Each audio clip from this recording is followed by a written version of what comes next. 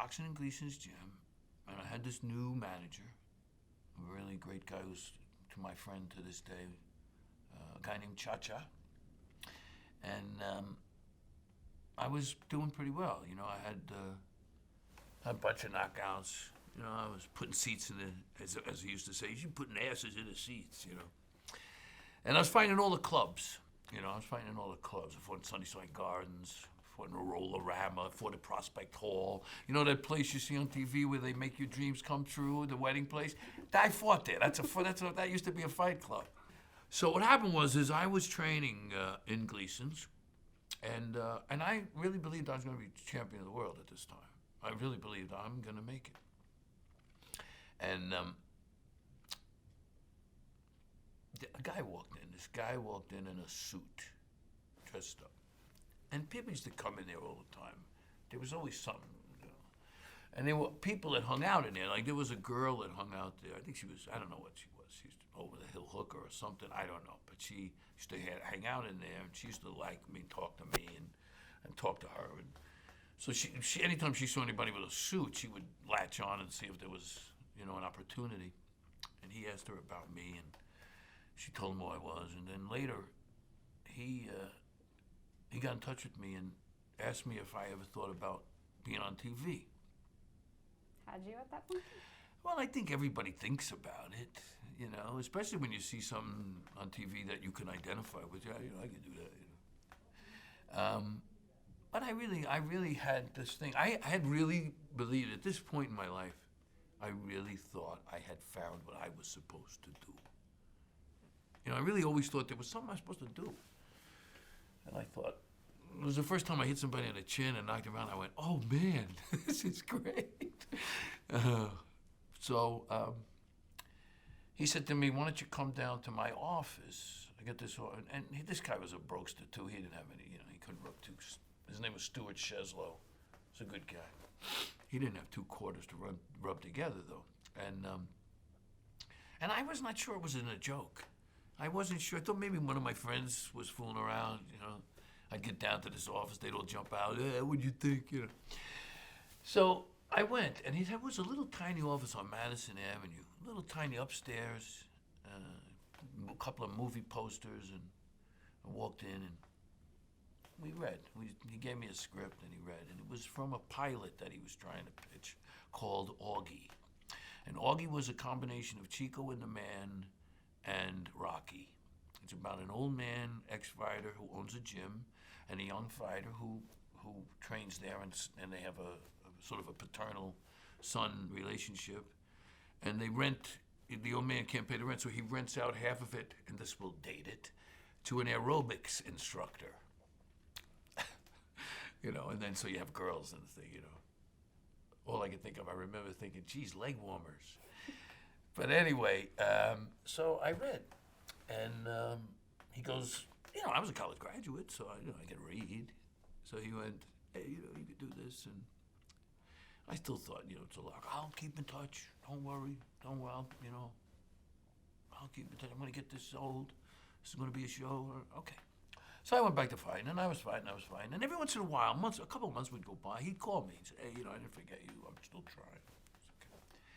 One day he calls me. He says, and this is really when my life changed.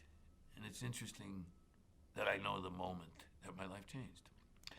So he called me one day and he said to me, I got it. I got these guys at NBC interested in this pilot.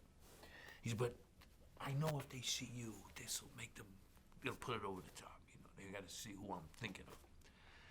So he says, are you fighting soon? So by some happenstance, again, which is that's what's the luck thing that we talk about. I happened to be fighting, I think it was a Friday night. I was fighting up in Nanuet, New York, Nyack, New York, at the Nanuet Star Theater. And so I said, yeah, I'm fighting Friday night. But it's all the way up in Nyack, it's not in the city. He said, it's all right, we're coming. So I had two feelings, of course, wow, and then, oh shit, I got enough problems. I need this like all of that. So he was coming. So that night, I had my new manager as well, and he had some people there to see me. So there was a lot of pressure on me that night. And But I was fighting a guy, I heard I was fighting the state champion of Connecticut. And I thought, geez, how tough could he be, Connecticut? So we drove up, and Chicky was with me. We drove up in the fight, and I wanted to look really good. The bell rang, and I came out, and the guy's got this weird move. It looks like he's gonna throw a right hand, but he throws a left hook, and he catches me square on the chin. I go up in the air, and see, when you get hit with a right hand, you go down. But when you get hit with a left hook, it picks you up in the air, and you land like in the back of your neck with your feet up in the air. It's the most embarrassing thing. And that's how I landed, and I was more embarrassed than anything else, and I jumped back to my feet. I said, geez, the TV guys are here, the other guys are here, and I'm down in the first 30 seconds. Jumped back up, I'll get this guy, and I ran right into the same punch again. Went up in the air, came down. This time I was really hurt. So everything slowed down, and I could hear the crowd. It was like this weird, the ref counting, 2, 3, slow. I looked over, the other guy was breathing fire. He was so pumped up from knocking me down. He was screaming, get up, get up. And I was like, should I? I wasn't sure. And then I got up. I heard the ref say 9.5, I always say, but I did, I got up. The ref's name was Vinny Renone, by the way. The guy saved my life, because he could have stopped it. He could have easily said, that's enough. You don't want to get anybody hurt, but he didn't. I get up, I take a terrible beating for the next 2 minutes. 2 minutes, okay? Guy's hitting me on a button. There's one time where he just stops and throws a right hand. I walk right into it, hits me right on the chin. I start to go down, and I would have been disqualified, because it would have been 3 knockdowns. But it's like somebody put their hand under me. I went, no, not yet. And I stayed up. And then with 15 seconds, this is all in the same round. With 15 seconds left in the same round, we both trade right hands. We both throw right hands, and mine gets there just a hair before his does. I knock him out. And the guy goes crazy. It was like, you can't even write this, And I know that if I don't get up that night, he goes home disappointed. Everybody does, But because I got up, I got lucky. I hit the guy in the chin. And I think this, what's the most interesting thing? I saw a film of it recently.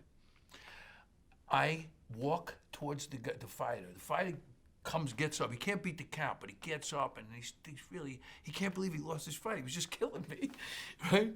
And I walk over, and I apologize to him. I go like, oh, man, so you had me. I swear, I look at it, I go, what is wrong with me?